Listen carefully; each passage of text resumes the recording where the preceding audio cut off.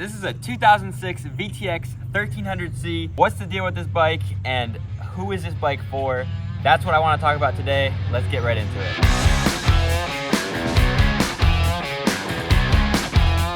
I think this bike could be a great bike for a lot of people. It's kind of the Goldilocks of bikes. It makes decent power, it's decent size, sounds great. Let's go take this thing for a ride and see what it's all about. All right, so we're on this 2006 VTX 1300C. The C just means it's got the bigger front wheel, the shorter fenders, and I mean, honestly, C stands for cool. It's the coolest looking one that you can get. The other ones are more kind of like an older, like a more classic style.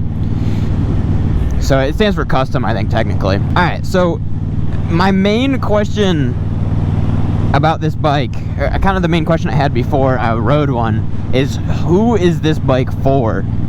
Because, you know, it's bigger than a Shadow, but it really is like the Shadow's bigger brother.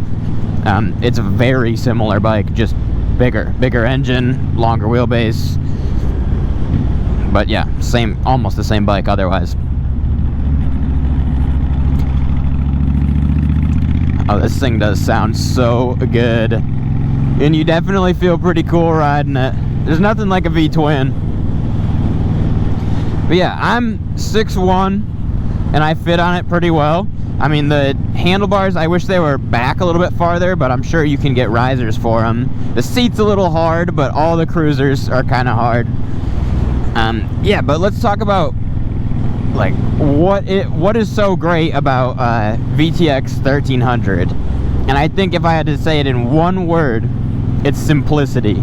I got this bike not running, and that was a couple weeks ago. I went through the whole engine. It was so easy. I adjusted the valves, and they're stupid easy to adjust. I actually blocked off the pair valve, just deleted the emission stuff on this thing, which was also easy. If you want a bike to learn how to work on bikes with, there could not be a better bike, I think. It's so easy to work on. It's so forgiving to work on.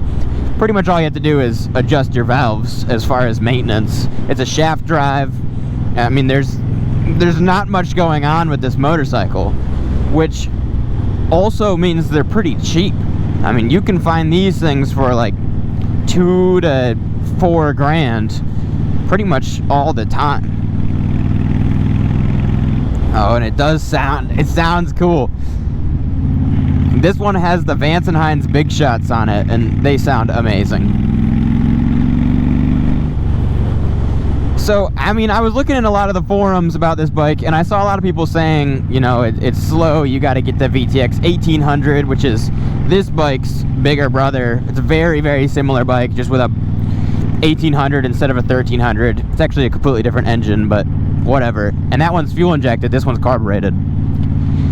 So I guess you could call carburation a drawback on this thing. Personally, it doesn't take that much to keep a carburetor running right. Just don't leave gas in it for the winter. Just burn the gas out of the carburetor before you put it away for the winter, and you're fine. Like, that's pretty much it. And then if you have to take it off and clean it, it's right here under the airbox. You don't have to, I don't even know if you have to take the tank off. I did, because I had the whole thing apart, but like, it's a super easy bike to work on. I like the idea of the carburetor because, what does it mean? It means you have a gravity-fed fuel system. So there's no fuel pump.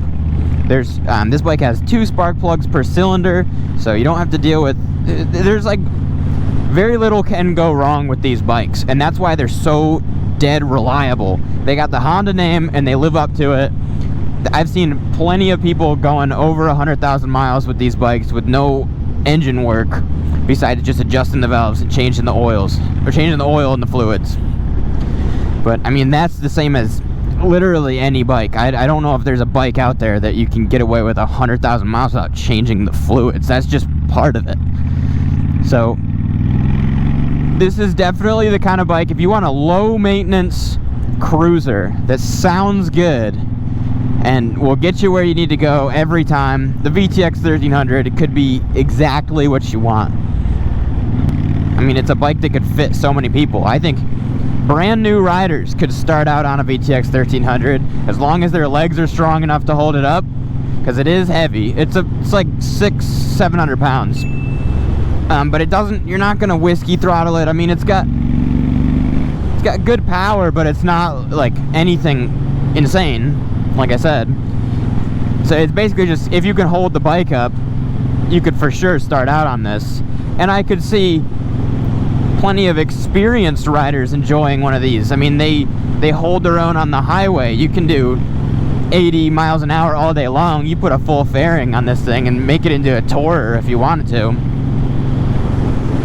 So really, like, as far as skill level, it kind of meets the whole spectrum. I definitely think that this is like the Goldilocks. It's the most Honda also I've ever ridden or owned. The gearbox is perfect. It shifts so nice. Everything just works really well on it. And it's got that V-twin shake, but it's not obnoxious. It's just enough that you know you're on a V-twin. The thing sounds great.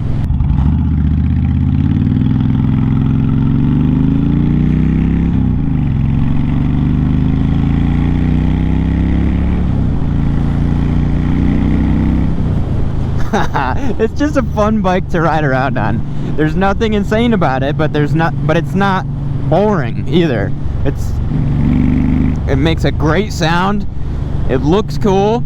If you want something that's performance oriented, like some kind of muscle cruiser, you're not gonna get it with this. And then if you want like a super comfortable tourer, there's way more comfortable bikes. When someone who doesn't ride motorcycles thinks of a motorcycle, this is exactly what they think of. This or a crotch rocket, but you know what I'm saying. Let me know in the comments if that makes sense, because it makes perfect sense to me. I could just cruise around on these back roads on this bike all day long. I think it's kind of exactly what it's meant for. Nice weekend cruiser. I definitely could see putting a lot of miles on a bike like this. So guys, let me know in the comments, what's your favorite cruiser? Have you ever had a VTX 1300, or are you looking at one? And if you are looking at a 1300, I hope that this was kind of a balanced sort of semi-review of this bike. I see a lot of people, all these forums for all these bikes, you got these people that are either super in love with the bike or super critical of the bike. And I'm neither with this bike. It's not my favorite bike, and I don't really have much negative to say about it either. It just is, you know, it could be the perfect bike for somebody. It could also just be a bike that someone's, you know, not too into. It's kind of, I guess that's a horrible way to end a review, is to say, I literally don't care or have any opinion, and you might like it or hate it, but that's kind of how I feel about this bike. I could see somebody getting this bike and never wanting another bike ever. And I could see somebody getting this bike and very quickly graduating to something else, something a little faster, something a little meaner. So yeah, I kind of like these review style videos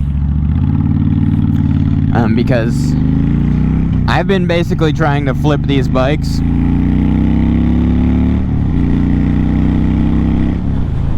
And I kind of decided that I don't want to necessarily make videos of me working on the bikes, because it gets so much in the way of working on them, and it makes it a little bit less fun to work on when I have to like think about recording while I'm in the middle of working on it.